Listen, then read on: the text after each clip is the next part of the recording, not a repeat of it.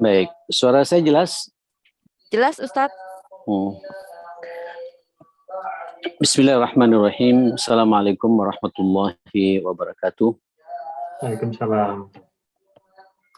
Alhamdulillah, wassalatu wassalamu ala rasulillah wa alihi wa sahbihi wa mawalah wa la hawla wa la quwwata illa billah. Ya ayyuhalladzina amanu taqullaha haqqa tuqatihi wa la tamutunna illa wa antum muslimun. Amsayna ala fitratil Islam wa kalimatil ikhlas wa ala dini nabiyyina Muhammadin sallallahu alaihi wasallam wa ala millati abina Ibrahim hanifan wa ma kana minal musyrikin.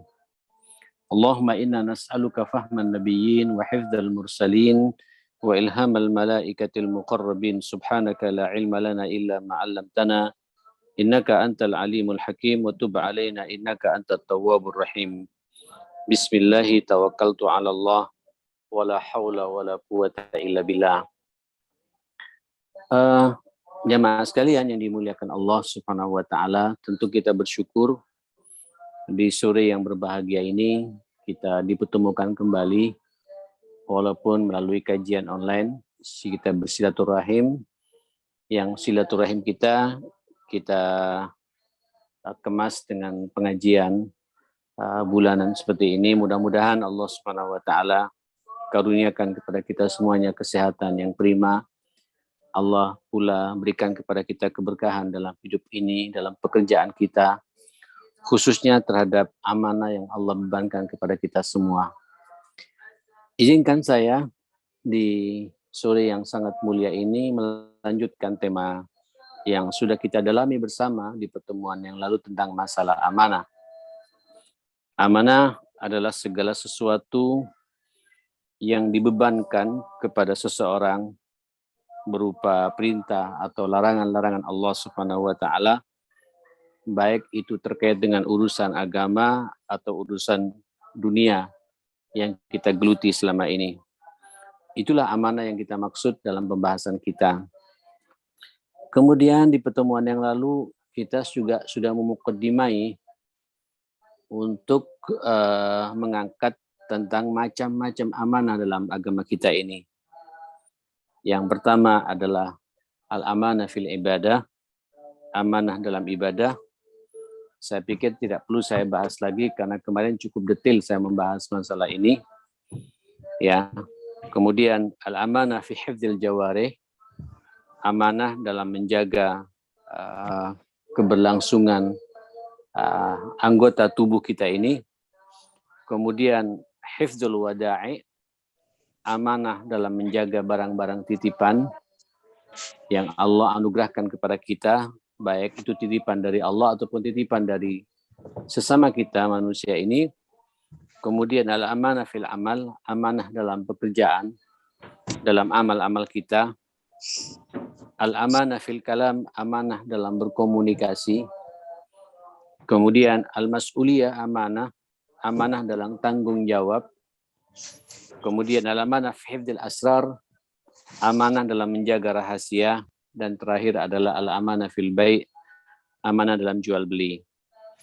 Di pertemuan yang lalu kita baru ngambil satu poin sebenarnya, yaitu amanah dalam ibadah.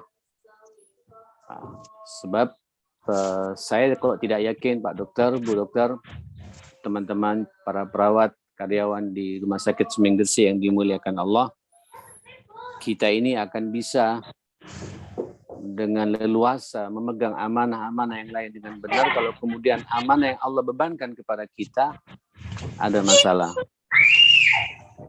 Halo, ini ada suara yang masuk nih Pak. Maka monggo sebelum kita berbicara bab-bab yang lain, periksalah amanah-amanah kita dengan Allah. Allah yang menciptakan kita hanya minta satu dalam hidup ini, beribadah kepadanya.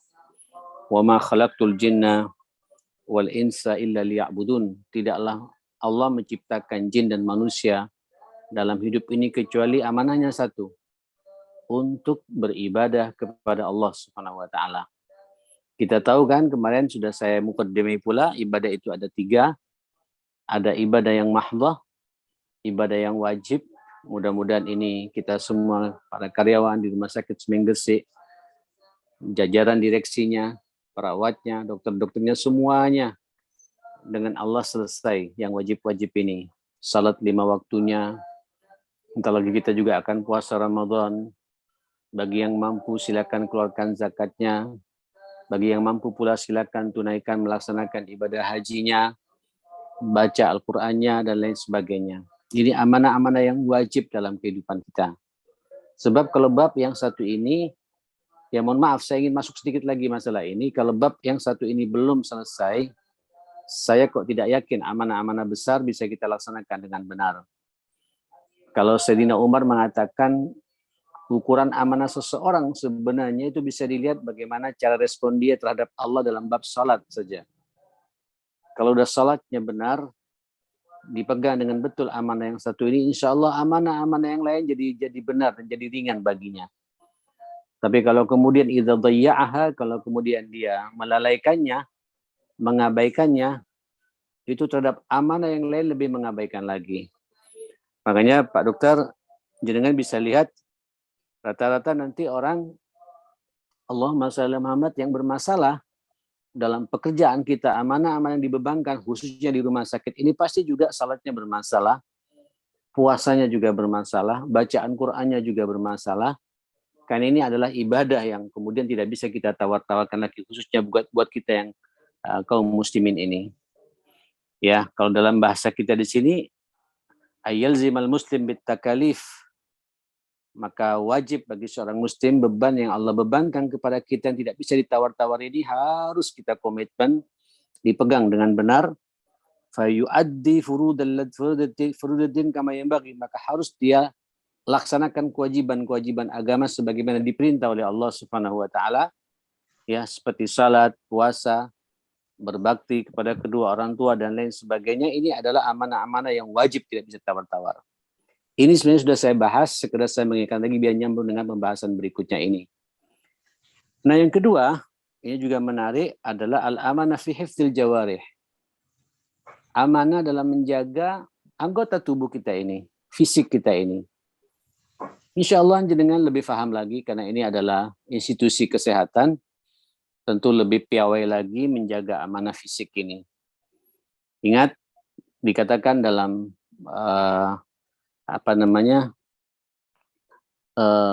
PDF yang saya kirim kemarin, wa 'alal muslim ayya'lama annal jawarih wal a'dha' kulluha amanah.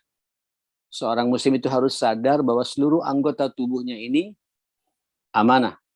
Ya, maka wajib kepadanya untuk menjaganya dengan benar anggota tubuh ini. Jangan sampai dipergunakan anggota tubuh ini pada sesuatu yang dimurkai oleh Allah Subhanahu wa taala. Ya. Ingat dikatakan fal ainu amanah. Dua mata ini amanah dari Allah Subhanahu wa taala. Ya. Kita juga ini pakai kacamata, ditanya kenapa sampai mata kita bermasalah. Apalagi sampai jadi rabun. Minus yang begitu kuat sampai tidak bisa melihat, termasuk juga apa yang kita lihat tentunya gitu ya.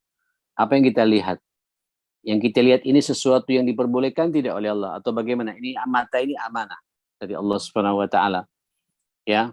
Kemudian kita wajib, dikatakan dalam tulisan saya itu yajib alaiha ayyaghudduha 'anil haram. Wajib kita untuk mencegahnya, menutup mata kita, memejamkan mata kita dari apa yang diharamkan oleh Allah Subhanahu wa taala. Wal udhun amanah. Kedua telinga ini juga amanah dari Allah Subhanahu wa taala. Maka wajib bagi kita untuk mendengarkan yang baik-baik dalam hidup ini. Tidak ada kamusnya bagi seorang muslim yang merasa diberi amanah pendengaran oleh Allah Subhanahu wa taala, kemudian telinganya ini bisa jadi liar mendengarkan apa yang diharamkan oleh Allah Subhanahu wa taala. Innas sam'a wal basara wal fuada kana anhu ulaika mas'ula. Sesungguhnya pendengaran, penglihatan, termasuk juga nurani hati ini semuanya akan diminta pertanggungjawabannya oleh Allah Subhanahu wa taala. Luar biasa ini. Jemaah sekalian yang dimuliakan Allah Subhanahu wa taala, tidak hanya itu, tangan ini juga amanah. Amanah dari Allah Subhanahu wa taala. Ini digerakkan untuk apa? Menandatangani untuk apa? Ya, mungkin dalam konteks dokter memberikan resep itu menulis dengan tangan kita untuk apa? Bermanfaat tidak tangan kita ini di mata Allah Subhanahu wa taala? Ini semua akan ada pertanyaan detail dari Allah Subhanahu wa taala. Warrijlu amanah. Dua kaki kita melangkah kemana? Ke tempat apa? Ya, itu juga akan ditanya oleh Allah Subhanahu wa taala. Setiap langkah-langkah kita itu ada perhitungan dari Allah Subhanahu wa taala. Nah, jamaah sekalian, kalau kita memahami konteks ini, konteks fisik ini, amanah yang kedua yang kita bahas ini, fisik ini kita diberi oleh Allah kedua mata. Kita diberi oleh Allah kedua telinga. Kita diberi oleh Allah kedua tangan. Kita diberi oleh Allah kedua kaki. Termasuk juga amanah mulut ini. Nanti kita akan lebih detail lagi berbicara amanah pembicaraan. Hidung bisa menghirup nafas dan lain sebagainya. Otak yang ada dalam pikiran kita ini. Memikirkan apa, merenungi apa dan lain sebagainya. Ini semua akan ditanya oleh Allah Subhanahu wa taala.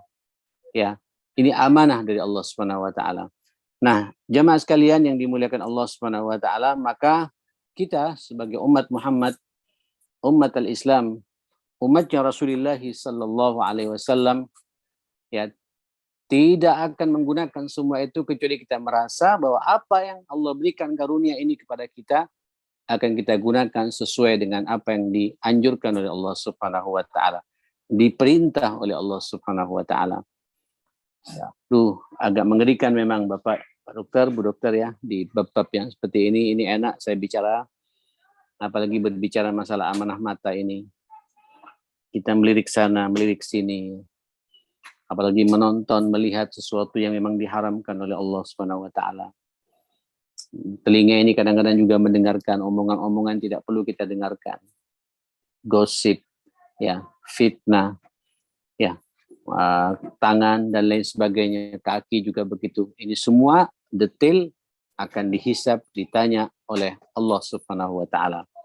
Maka muslim yang baik ketika berbicara masalah amanah sebelum kemana-mana, ayo tanyakan yang melekat dulu dengan diri kita ini, Pak. Otak yang kita punya ini, yang ada dalam kepala kita ini, dipergunakan untuk apa? Berpikir untuk apa? Ngeres, menghayal, ya, atau bagaimana? Atau berpikir nakal, merekayasa sesuatu dengan kecerdasan kita. Ini amanah dari Allah Subhanahu wa taala. Ya, semuanya akan ditanya oleh Allah Subhanahu wa taala. Karena Allah menciptakan kita, menciptakan manusia ini, laqad khalaqnal insana fi ahsanit taqwim. Kita ini Pak satu-satunya makhluk yang penciptaannya sangat sempurna. Ahsanit taqwim, sebaik-baik penciptaan. Sebaik-baik bentuk yang Allah munculkan makhluk di dunia ini, kita manusia. Dan diberi amanah pula untuk mengelola semua ini dengan kecerdasan kita, dengan mata yang kita miliki, dengan telinga yang kita dengar, tangan yang bisa bergerak, kaki yang bisa berjalan, semuanya itu nanti akan ada perhitungan dari Allah Subhanahu wa taala. Mudah-mudahan ini menjadi perenungan buat kita bahwa ini adalah semua amanah yang akan ditanya oleh Allah. Apalagi tangan, Pak, tangan. Hati-hati ya. Ini kan berbarengan dengan mata, dengan kecerdasan kita, kemudian tangan bergerak untuk menulis, untuk menandatangani, menulis angka-angka yang sesuai dengan yang sebenarnya atau tidak, ini akan ditanya tangan kita oleh Allah Subhanahu wa taala. Mudah-mudahan ini semua sekali lagi menjadi perenungan buat kita. Baik, saya lanjutkan poin yang nomor 3. Apa poin nomor 3 itu? Adalah hifdzul wada'i, yaitu amanah dalam menjaga barang titipan. Jamaah sekalian, subhanallah, ini apa-apa yang tidak Allah titipkan pada kita pada saat ini. Mungkin dalam konteks rumah sakit ini, fisiknya, peralatan kesehatannya, ini titipan Allah kepada kita semua. Bumi, Allah berikan kepada kita untuk kita injak. Di atasnya kita bangun rumah. Rumah itu adalah amanah, titipan Allah buat kita. Jenengan diberi oleh Allah kendaraan dari hasil jerih payah kita, berupa motor, berupa mobil. Ini titipan Allah Subhanahu wa taala. Al-wada'i, titipan dari Allah Subhanahu wa taala yang Allah bebankan kepada kita. Maka seharusnya, ini mungkin karena kita berbicara di institusi kesehatan ya, seharusnya setiap kita masuk ke rumah sakit ini seakan-akan kita masuk ke rumah besar Allah Subhanahu wa taala. Di situ kita akan mempergunakan sesuai dengan apa yang diperintah oleh Allah Subhanahu wa taala. Ini semua titipannya Allah Subhanahu wa taala. Ya. Apalagi kemudian titipan itu memang sengaja dititipkan kepada kita. Sesuai dengan posisi, mohon maaf, kedudukan, pangkat, amanah yang Allah berikan kepada kita. Apakah mohon maaf, apakah kita sebagai jajaran di jajaran direksi, Allah sedang memberikan amanah kedireksian ini kepada kita. Ini titipan dari Allah Subhanahu wa taala kepada kita. Jadi begini, titipan itu ada dua, ada titipan dari Allah Subhanahu wa taala, ada pula titipan antar manusia. Ya. Yang dari Allah ini Pak, semua karunia yang Allah berikan kepada kita, rumah kita, kendaraan kita, fasilitas melekat, ini semua adalah amanah dari Allah Subhanahu wa taala, titipannya Allah kepada kita. Bahkan kalau saya detailkan lagi, mohon maaf, istri itu amanah. Istri Pak, kalau kita sebagai kaum laki-laki, itu orang tua menyerahkan kepada kita perwaliannya. Perwaliannya loh, tidak main-main itu. Makanya sampai dikatakan mitsaqun ghalidha, ini amanah yang paling besar. Begitu kita nikah dengan ibunya anak-anak, itu baik dan tidaknya bukan pada orang tuanya lagi, tapi kepada kita. Berarti orang tuanya menitipkan amanah kepada kita, istri. Terus kita hidup bersama istri. Darinya Allah memberikan karunia kepada kita, anak. Anak itu titipan Allah buat kita. Allah percaya kepada kita untuk memunculkan makhluk baru yang namanya putra-putri kita ini. Itu juga amanah dari Allah Subhanahu wa taala yang akan dihisab dan diminta pertanggungjawabannya oleh Allah Subhanahu wa taala, dan begitu seterusnya. Apalagi kemudian amanah kita sebagai karyawan, ya, pegawai resmi di rumah sakit Semenggerse ini dengan berbagai macam titipannya yang luar biasa. Di situ ada ruangan operasi, di situ ada ruangan periksa, di situ ada peralatan kesehatan. Ini semua titipan, amanah dari Allah Subhanahu wa taala. Bisa tidak kita menggunakan semua itu sesuai dengan apa yang diinginkan dan diperintah oleh Allah dan Rasul-Nya kepada kita. Ini amanah, amanah titipan, amanah titipan. Termasuk juga, apalagi memang sengaja Pak, menitipkan kepada kita, orang lain menitipkan lain kepada kita. Saya jadi teringat di dalam tulisan saya itu, ya, sebagai contoh yang paling jelas Rasulullah Sallallahu Alaihi Wasallam itu dikenal Pak orang yang sangat menjaga titipan ini, barang-barang titipan ini. Kalau yang titipan dari Allah tidak perlu saya tanyakan, tidak perlu kita bicarakan lagi. Kita tahu bagaimana respon Nabi hubungannya dengan Allah Subhanahu Wa Taala. Ya. Tapi yang jelas bagaimana Nabi ketika dititipi oleh kaumnya, ya, karena kejujurannya dan amanahnya yang begitu kuat, ini Nabi diusir dari Mekah untuk hijrah ke Madinah. Ya, Nabi yang dikenal Shadiqul Masduq, jujur dan dibenarkan, tidak ada orang yang kemudian meragukan akan kejujuran Rasulullah Sallallahu Alaihi Wasallam. Jadi orang kafir dengan kekufurannya, dengan kekafirannya, dia menitipkan barang kepada Muhammad. Tapi urusan keyakinan, lakum dinukum waliyadin. Luar biasa ini. Nabi ketika mau berangkat, meninggalkan Mekah menuju Madinah, dia bilang sama Ali bin Abi Thalib, mantunya pada waktu itu, sekaligus sepupu yang hidup bersama pamannya, anak daripada Abu Thalib.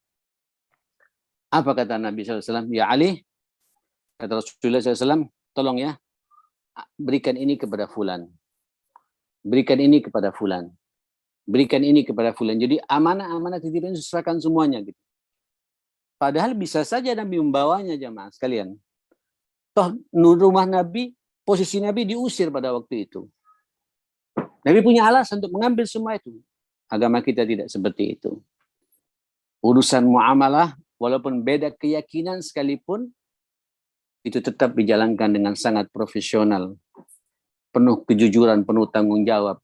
Itulah Rasulullah sallallahu alaihi wasallam. Nah, kita ini amanah loh Pak Dokter, Bu Dokter, teman-teman perawat, hati-hati ya. Apalagi di depan sampean ada titipan-titipan yang sangat menyangkut dengan nyawanya orang. Alat-alat kesehatan dibersihkan dengan betul, dijaga dengan betul, dirapikan dengan betul. Ya, kebersihan rumah sakit juga harus kita jaga dengan betul. Jangan lebih pahamlah di bab-bab seperti ini. Ini amanah. Ini titipan yang akan ditanya, diminta pertanggungjawabannya oleh Allah Subhanahu wa taala. Bukan hanya manusia minta tanggung jawab sama kita, Allah pun juga minta tanggung jawab kepada kita. Melatih sejauh mana kejujuran kita, ketulusan kita untuk mengantisipasi semua itu. Luar biasa ini. Ya, inilah amanah yang keberapa? Yang ketiga. Nah, baru kemudian kita masuk amanah yang keempat. Ini mungkin langsung masuk dengan dunia kita semua, termasuk saya secara pribadi, yaitu al-amanah fil amal. Ya. Amanah dalam pekerjaan, dalam amal-amal kita. Wa minal amanah fil amal ay yu'addil mar'u ala ma'alihi min khairi wajhin. Fal amil yutqin amalahu wa yu'addihi bi ijadah wa amanah. Subhanallah. Ya, kita mungkin dalam konteks jenengan di sini amanah amal pekerjaan di rumah sakit. Ya, saya harus kerja secara profesional. Mutkin, tekun, tidak asal-asalan. Selain juga ada ketulusan amal yang saya perbuat, pekerjaan saya lakukan ini sebagai bentuk amanah saya, datang tepat waktu, disiplin waktu. Ya, ketika menghadapi pasien juga sangat profesional, tidak membeda-bedakan pasien yang satu dengan pasien yang lain. Baik pasien itu BPJS atau pasien bukan BPJS, ini adalah amanah yang Allah bebankan kepada kita, apalagi dokter di atas sumpah dan lain sebagainya. Ya, ayo kita kerjakan semua itu, lakukan biijadatin wa amanah, dengan penuh kesungguhan, ya, itqan, tekun, profesional, dan penuh tanggung jawab, penuh amanah. Ya, maka kalau dia sebagai seorang mahasiswa, umpamanya amalnya ya belajar, amanahnya ya belajar. Ya, kalau kita sebagai seorang pegawai negeri, ya amanahnya itu menjalankan tugas kepegawaian itu sesuai dengan SOP yang sudah disepakati bersama, itu amanah. Itu tanggung jawabnya bukan antar manusia saja. Allah juga akan melihat loh sejauh mana tanggung jawab kita itu, amanah yang kita pegang itu dalam pekerjaan kita. Ya, kalau dia mahasiswa atau pelajar, dia belajar dengan tekun. Dia bersungguh-sungguh untuk mencari ilmunya sesuai dengan jurusan yang sudah dia pilih itu. Ya. Dan lain sebagainya. Ini amanah pekerjaan. Nah, dalam konteks rumah sakit, dengan lebih paham yang perawat, ayo bekerjalah profesional. Rawatlah pasien itu dengan cara yang benar. Itu amanah yang luar biasa yang harus kita jaga bersama-sama. Ya, di hadapan jenengan saya selalu mengatakan, ya, ini pekerjaan yang sangat mulia, pekerjaan yang sangat terhormat, pekerjaan yang kalau bahasa Nabi itu amal yang paling dicintai oleh Allah Subhanahu wa taala. Jadi begini Bapak Ibu, Pak Dokter, Bu Dokter yang dimuliakan Allah Subhanahu wa taala, saya kemudian jadi teringat ya dengan sebuah hadis Nabi yang sangat indah itu. Su'ilan Nabi sallallahu alaihi wasallam, ini hadis dalam Mu'jam al-Awsat Imam At-Tabarani, semua mu'jamnya meriwayatkan hadis ini. Imam Albani mensahihkan hadis ini. Apa kata Rasulullah? Nabi pernah ditanya tentang ahabbul nas ilallah, manusia yang paling dicintai oleh Allah Subhanahu wa taala. Kemudian menjawab, ahabbun nas ilallah anfa'uhum linnas, yang paling banyak memberikan manfaat kepada orang lain. Yang paling banyak memberikan manfaat kepada orang lain. Saya melihat dokter ini, dunia medis ini, perawat ini, semuanya ini pekerjaan yang luar biasa. Karyawan di rumah sakit ini manfaatnya langsung menyentuh terhadap sisi kemanusiaan.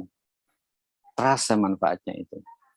Jadilah jenengan ini manusia-manusia yang dicintai oleh Allah Subhanahu wa taala karena keberadaan kita Pak dibutuhkan sama umat. Ini amanah.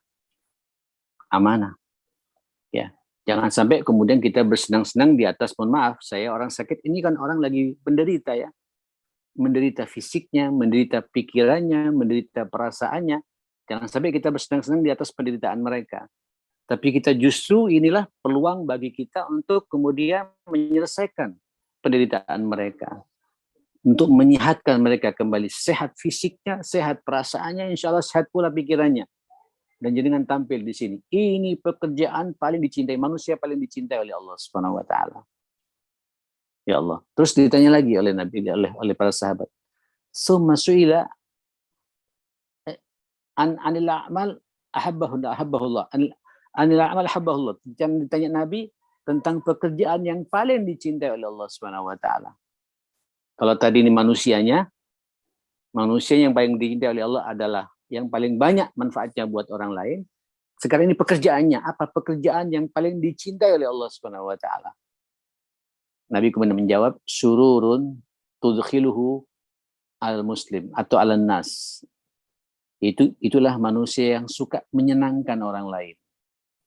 Membahagiakan orang lain. Surur masrur, senang, menyenangkan. Membahagiakan orang lain. Gimana ya Pak? Jenengan ketika berhasil mengoperasi seseorang, yang dokter Objin berhasil kemudian merawat ibu yang sedang mau melahirkan sampai keluar makhluk Allah yang baru, umatnya Rasulullah Sallallahu Alaihi Wasallam, ya, menghidupkan dua nyawa sekaligus, nyawa ibunya dan nyawa makhluk baru ini, yang merupakan kebanggaan Rasulullah Sallallahu Alaihi Wasallam ini. Ini surur. Ini kalau tidak ada amanah, seenaknya saja kita nih Pak. Jadi beban bagi kita itu. Sururun yudkhiluhu ala muslim. Merasa bahagia yang bisa kita sampaikan, yang bisa kita berikan kepada hati seorang, artinya suka menyenangkan orang lain. Bagaimana tidak akan senang Pak? Dari sakit bisa jadi sembuh. Masya Allah. Dia mules ingin melahirkan sampai tiba-tiba, apakah lahir normal atau tidak normal, dioperasi dan sampai tampil di situ dengan penuh profesional, amal yang sangat amanah, dia lahir. Selamat ibunya, selamat anaknya pula. Itu pekerjaan yang luar biasa. Kalau kita pandai menata hati kita, bahwa apa yang saya kerjakan ini, saya mencari ridhonya Allah Subhanahu. Itu amanah. Kalau tidak ada amanah, susah Pak. Perawatnya juga begitu. Bidannya juga begitu. Merawat bayinya setelah itu kan. Memandikannya, merapikannya, kemudian menyerahkan pada orang tuanya untuk diadani oleh ayahnya dan lain. Waduh, ini pekerjaan amal, ini kita bicara amal ya. Amanah amal. Kalau tidak profesional, susah jamaah sekalian. Ini karunia dari Allah Subhanahu wa taala yang harus sampean syukuri. Ya, tidak semua orang bisa mendapatkan amanah seperti itu. Bapak Ibu yang dimuliakan Allah Subhanahu wa taala, kemudian ini pekerjaan ya. Yang operasi juga begitu, yang dokter umum juga begitu, yang di ERD, IGD juga begitu. Semuanya ini pekerjaan amal. Ayo kita jangan asal-asalan dalam bab ini. Tunjukkan ya profesional kita, yang pekerjaan kita ini amanah yang sangat terhormat. Allah telah memilih kita untuk mencintai kita, menjadi orang-orang yang dicintai oleh Allah, dan pekerjaan kita juga dicintai oleh Allah Subhanahu wa taala. Kemudian sama Nabi dilanjutkan hadis ini. Man yassara musliman yassarahullah yaumal qiyamah. Barang siapa memudahkan urusan saudaranya, Allah akan memudahkan semua urusannya. Ini kan pekerjaan juga kan, amal. Suka memudahkan orang, bukan menyulitkan orang. Bukan ganyang orang, bukan menipu orang. Ya, memudahkan urusan orang gitu. Wa man kana fi hajati akhi kana Allahu fi hajatihi. Barang siapa dia selalu memenuhi hajat saudaranya, semua hajat-hajatnya akan dipenuhi oleh Allah Subhanahu wa taala. Ya Allah, senangnya. Ini pekerjaan mulia ya, pekerjaan yang paling dimuliakan. Ini semua amal. Amal yang penuh tanggung jawab, penuh amanah. Ya, amanah dalam amal kita. Sampai Allah mengatakan, wallahu fi aunil abdi, maka al-abdu fi auni akhi. Allah itu akan menolong hambanya kalau hambanya itu suka menolong saudaranya yang lain. Ini amal Pak, amal. amal, suka membantu, menolong ya saudara-saudara kita yang lain seperti itu.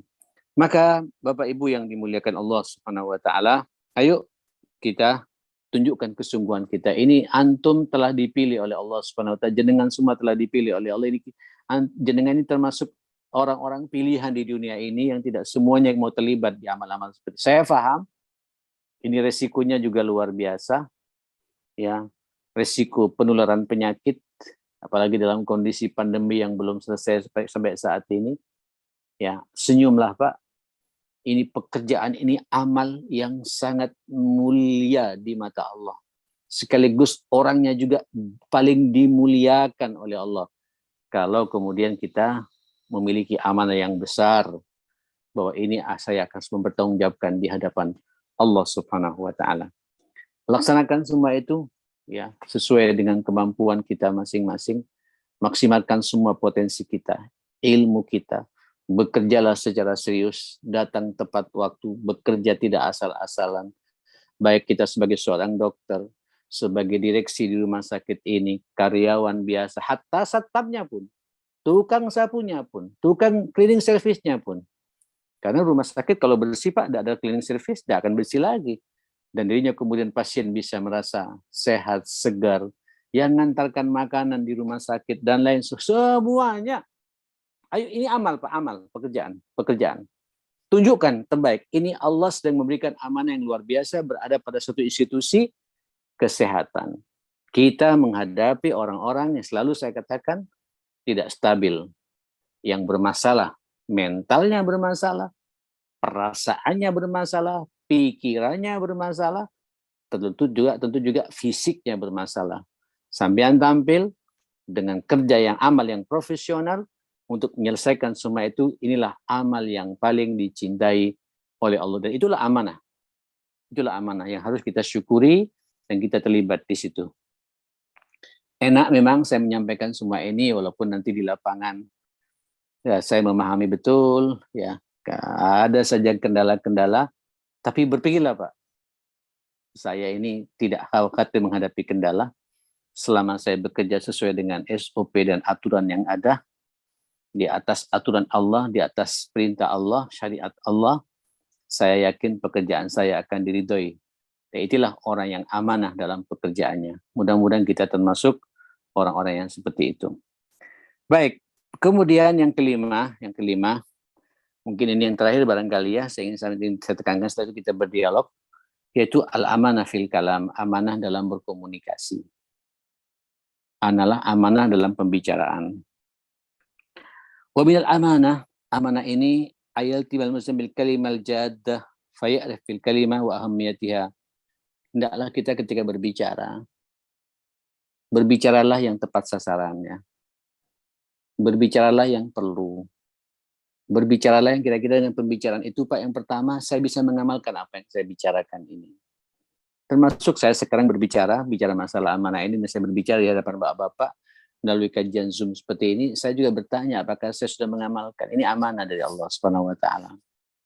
Ya. Ingat kita ini berapa banyak nanti ya Allah Subhanahu wa taala memberikan contoh kepada kita. Ya, ukuran ketakwaan kita dan ukuran iman kita ini bisa dilihat dari cara kita berkomunikasi. Di dalam surat Al-Ahzab ya, ayat 70-71 itu Allah Subhanahu wa taala mengatakan kepada kita, ya ayyuhalladzina amanu taqullaha wa qulu qawlan sadida. Wahai orang-orang yang beriman, bertakwalah kalian kepada Allah. Bagaimana bentuk takwanya itu? Qulu qawlan sadida wa qulu qawlan sadida, berbicaralah dengan pembicaraan yang benar, yang lurus. Karena dia merasa bahwa semua pembicaraannya itu amanah. Ya, kalau sampean salah Pak berbicara, itu dampaknya luar biasa. Apalagi pembicaraannya Pak, pembicaraan penuh dusta. Ini juga dampaknya luar biasa. Apalagi kita seorang dokter. Kemudian kita berbicara. Seharusnya ini penyakit biasa saja, kemudian kita salah bicara. Ini penyakit ini membahayakan padahal tidak membahayakan. Ini juga luar biasa pengaruhnya. Begitupun sebaliknya. Penyakit yang sangat berbahaya tapi sambil meringan-ringankan, akhirnya orang itu juga tidak menjaga dirinya, dampaknya pun juga terasa sekali. Ini amanah semua. Ya, amanah. Menjaga lisan. Qulu qawlan sadida. Berbicaralah dengan pembicaraan yang benar. Ya, hati-hati. Apa kata Allah? Yuslih lakum a'malakum. Biasanya kalau orang tidak berbicara kecuali meyakini bahwa apa yang dia bicarakan itu benar, diridai oleh Allah Subhanahu wa taala, insya Allah amal-amal kita Pak punya dampak terhadap amal kita, pekerjaan kita akan diperbaiki oleh Allah Subhanahu wa taala. Andai kata ada kesalahan, wa yaghfir lakum dzunubakum, dosa-dosa kita akan diampuni oleh Allah Subhanahu wa taala. Sampean lihat orang kalau tidak banyak bicara, wa may yuti'illaha wa rasulahu faqad faza fawzan 'azima. Barang siapa taat kepada Allah dan Rasulnya, biasanya orang kalau tidak banyak bicara menikmati ketaatan itu.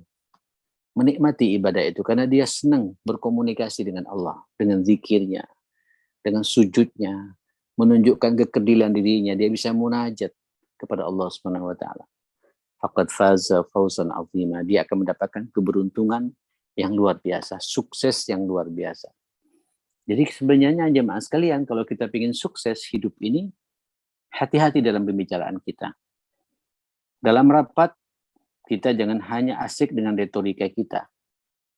Siapkan agenda rapat dengan benar.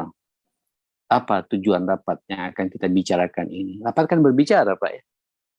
Ya, rapat bukan mengumpulkan untuk menyidang orang, tapi rapat untuk menyelesaikan masalah. Andai kata ada salah, kita rapat tujuannya pun juga untuk menyelesaikan kesalahan yang terjadi pada sebagian saudara kita ini. Bukan ingin memojokkan, menghancurkan masa depannya atau merusak harga dirinya, tidak. Dijaga lisan kita ini. Mohon maaf, betapa banyak dampak dari pembicaraan ini ketika tidak amanah ketika dia berbicara, rusak tatanan kehidupan kita ini. Orang tua di rumah bisa tidak dihargai oleh anak-anaknya karena salah dalam berkomunikasi dengan mereka semua. Ya, mohon maaf saya berbicara seperti ini. Kita sebagai seorang laki-laki kadang tidak dihargai sama istri kita karena omongan kita tidak tepat sasaran, salah menggunakan kata-kata yang baik ya terhadap istri kita. Begitupun sebaliknya. Istri tidak punya nilai di mata suami ya karena terlalu dominan pembicaraannya dalam kehidupan rumah tangga itu.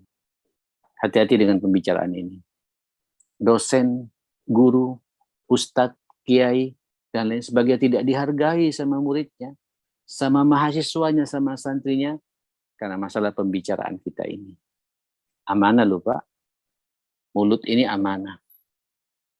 Kita berbicara ini amanah, akan ditanya oleh Allah Subhanahu wa taala. Ma yalfizu min qaulin illa ladaihi raqibun atid. Tidak keluar satu lafaz, satu bahasa, satu ungkapan dari seorang manusia kecuali semua ungkapannya itu akan ditanya, diminta pertanggungjawabannya oleh Allah Subhanahu wa taala. Kita menjadi kepala bagian di satu institusi, tidak dihargai sama anak buah kita karena kekasaran kita dalam komunikasi. Rapat mau menangnya sendiri. Ya, ketika mengarahkan anak buah dengan bahasa-bahasa yang kasar. Ini amanah. Amanah. Dan tolong anak buah juga hati-hati mengomentari orang di atas kita. Kalau sekiranya antum jenengan tidak bisa memberikan masukan pada orang yang di atas kita, diam saja, doakan pada Allah Subhanahu wa taala. Berdoa itu juga keluar kata-kata dari mulut kita, tapi kita sampaikan pada Allah, mudah-mudahan atasan saya, orang yang di atas saya ini diberi hidayah, ya, diarahkan. Semua keputusannya, kebijakannya diridai oleh Allah Subhanahu wa taala. Ayolah kita biasakan suasana seperti itu dalam hidup ini. Tertiba dengan lisan ini, Pak Dokter, Bu Dokter, jadi dengan pembicaraan kita ini, lisan ini tidak bertulang. Lisan ini kalau udah berbicara salah menempatkan pembicaraan kemana-mana, dampaknya juga luar biasa. Ya, betapa banyak di lapangan kita. Kadang-kadang kita antar karyawan bisa juga tidak tegur sapa karena gurauan-gurauan kita, omongan-omongan kita, statement kita nyinggung sana, nyinggung sini, terjadilah perpecahan di antara kita.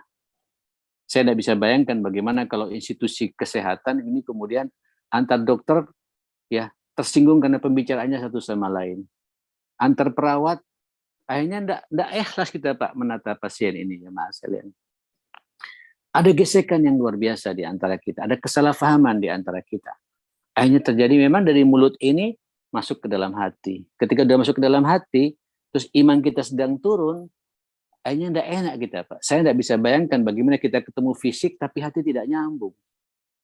Karena ketersinggungan pembicaraan yang muncul dari masing-masing orang yang tidak punya tanggung jawab ketika dia berbicara. Subhanallah, apa kata Nabi? Man kana yu'minu billahi wal yawmil akhir falyakul khairan. Barang siapa beriman kepada Allah, beriman kepada Allah, wal yawmil akhir, dan punya orientasi akhirat, dia ingin masuk surganya Allah, falyakul khairan, hendaklah dia berkata-kata yang baik. Kalau tidak bisa, liyaskut, diam saja. Diam itu amanah. Diam itu iman. Diam itu bukti bahwa yang bersangkutan memegang amanah pembicaraan. Ya, buat apa saya berbicara kalau kemudian pembicaraan saya tidak ada manfaatnya? Dia tahan. Mending dia diam. Dan diam itu emas, Pak. Bukan diam itu bukan bau. Diam itu dalam agama kita itu iman. Ayo jaga pembicaraan kita. Hati-hati kita mengeluarkan statement, ya.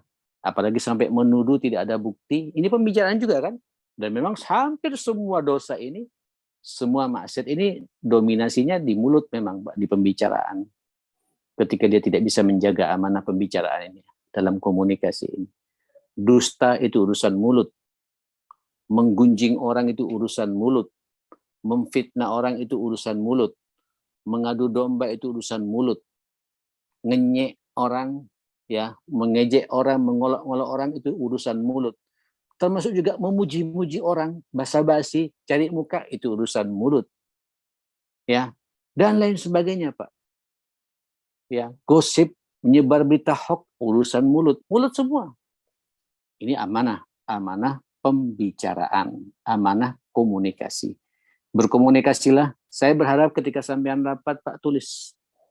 Ya, yang rapi, tepat sasaran, tahu targetnya, apa yang ingin kita inginkan dari rapat ini, ya, kemudian tutup pula kalau perlu, Pak. Kalau perlu ya, mohon maaf ya, walaupun ini bukan institusi Islam ya. Tapi tidak ada salahnya kalau sampean sebelum mau berbicara, Pak, sampean berkomunikasi dulu dengan Allah. Mari kita buka rapat kita dengan Bismillahirrahmanirrahim. Bahkan sangat indah, Pak, kalau sampean muqaddimai kalau sama-sama muslim semua ya. Saya pikir tidak ada salahnya ini, Pak. Kalau sama-sama minimal baca satu surat pendek lah, wal asri. Biar nampak pembicaraan pertama kita ini adalah pembicaraan qaulullah, kata-katanya Allah.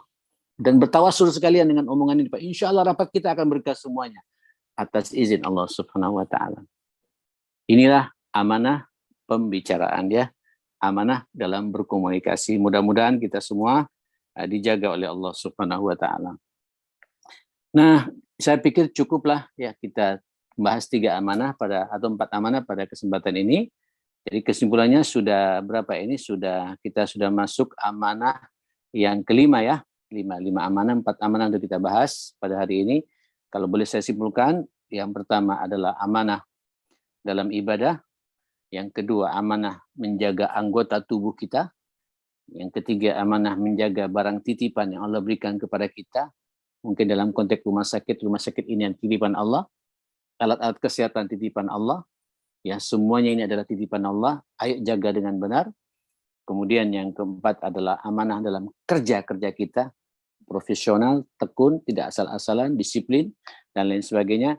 Dan terakhir kita bahas adalah amanah dalam berkomunikasi. Masih ada 2 lagi, insya Allah saya sambung lagi. Atau 3 lagi, kita sambung lagi di pertemuan yang akan datang. Adalah tanggung jawab itu. Adalah amanah menjaga rahasia di antara kita itu. Itu adalah amanah, dan terakhir adalah amanah dalam urusan jual beli, karena nanti ada transaksi ya, obat-obatan dan sebagainya, nanti kita detailkan di pertemuan yang akan datang atas izin Allah Subhanahu wa Ta'ala. Semangat semuanya, sehat semuanya, Pak Dokter, Bu Dokter, Pak Tawang semua. Pak Heriawan semuanya. Mudah-mudahan kita semua dalam lindungan Allah Subhanahu wa taala. Mudah-mudahan Allah karuniakan Amin ya kepada rabbal kita alamin. amanah ini bisa kita jaga dengan benar atas izin Allah Subhanahu wa taala. Sukses rumah sakit. So, yang lupa selamat ulang tahun buat rumah sakit Semeng Desik ya, yang keberapa ini. Kemarin saya juga sempat 27 ya. Mudah-mudahan Allah jaga terus rumah sakit ini sampai berakhirnya dunia ini insyaallah. Semakin hari, semakin tahun, semakin sukses semuanya. Dan antum terus menjaga amanah yang sangat mulia. Ini rumah sakit amanah yang luar biasa dari Allah Subhanahu wa taala. Dan antum pilihan-pilihan Allah semuanya. Assalamualaikum warahmatullahi wabarakatuh. Waalaikumsalam warahmatullahi wabarakatuh.